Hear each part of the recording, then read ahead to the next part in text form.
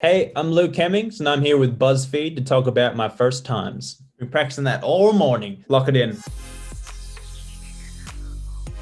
The first song I ever wrote. Okay, for the longest time when I was like 12 to 14, I was like, or even earlier than that, I was trying to write songs and I could never quite complete them, and always being like, oh, I don't know if this is good enough or whatever. So the first person I finished a full song with is Callum from Five Sauce. He was better than me, and he helped me finish our first song. I think it might have been Out of My Limit on the first EP of the band. First time I was on stage, oh geez, would have been in high school. I would have been very nervous, very sweaty. Oh geez, I think I played I'm Yours, Jason Mraz. Remember that was like the biggest song of all time? I mean, it still is, I guess. First talent show, I think I got third. I think I probably deserved third. I definitely didn't deserve first. Maybe even not even third. I shouldn't have got that. Maybe my mum had a word with them. First memory on tour with Five Sauce. When we first started as a band, we were in high school together. So we would play shows on the weekend and then we'd come back to school. That was kind of the first memory, like going to Melbourne and like Brisbane, and then we went to New Zealand for the first time. That was rad. I mean, I was like 15, so it was the coolest thing ever. It was at a point like we played big school shows. They weren't big at all. You know, just like me and an acoustic guitar. So when we started the band and like, you know, even the first show we played was to 12 people at the Annandale Hotel, including our parents, and it was rad. I mean, we were terrible, but it was the best and worst gig of my life, I guess. The first song that I wrote for my new album, When Facing the Things We Turn Away From, there was a lot that didn't make it on the album because it took me a long time to figure out exactly what I wanted it to sound and feel like. But I remember placing me and Mum being very, very close to the start, especially Mum. If you listen to it, it sounds pretty crazy and big and ethereal and, you know, quite drama as I can be.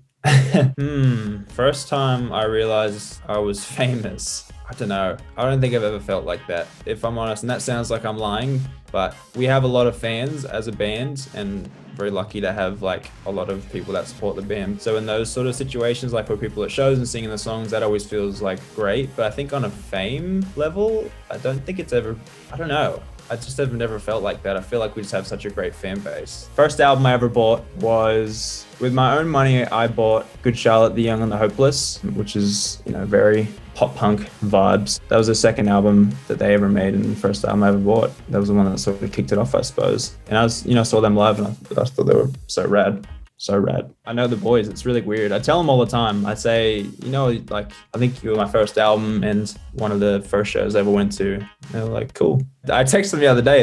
It's so weird for me. I was such a big fan. Still am a big fan. First time I met my fiancee, Sierra, we met at a gig. The Night Game is the name of the band that we saw. We were both really excited that there was a dog there. And yeah, it was just really sweet. We just met through friends, so it happened really naturally, almost in an old school way. First ridiculously untrue rumor you heard about yourself. I don't know. There was one that I don't know how I died, but I died for about an hour on Twitter. I think that happened. Maybe that's a dream though. I don't know. I was obviously alive, so set the record straight. You know. First time I realized I wanted to be a performer. Me and my dad used to he was the one that would take me to gigs, and I saw Good Charlotte and I'd seen a couple other bands. I went to this show called Taste of Chaos, which is like a bunch of like heavy bands, and I thought it was really rad. I just thought the whole thing was really cool that people could, I don't know, go on stage and have songs that they had written be sung back to them. Because a lot of bands and artists wouldn't come to Australia as much as other places, and especially where I grew up, it was quite out of the city. So it was really difficult to get to shows and they were very expensive. I used to watch a lot of things online. Like I used to watch, you know, classic AC/DC and like INXS and Green Day and Blink like on YouTube. Honestly, that was a huge part of it as well. Just like being extremely captivated by just watching like a live performance. As Five Sauce came together at such a young age, it just, I don't know, just all clicked and we were just best mates, and it seemed to be resonating even on the small level that we had. You know, I think that was just something that we chased down. I mean, even to this day, that moment was probably the one that obviously has made my life very different.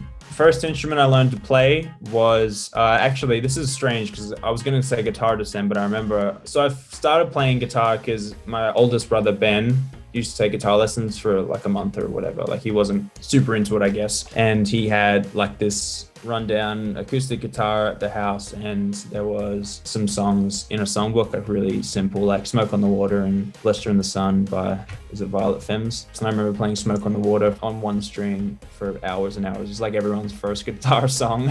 But I liked drums a lot at the start. I remember because my other brother, two brothers, and he played drums a bunch, and I remember thinking that was really cool.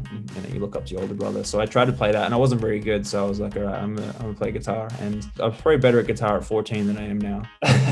Thank you, BuzzFeed, for having me today. My first ever solo album is out now. It's called When Facing the Things We Turn Away From, and I hope you enjoy it. 12-year-old Luke, that's a pretty big step. I mean, I would have been pretty smitten with that for sure.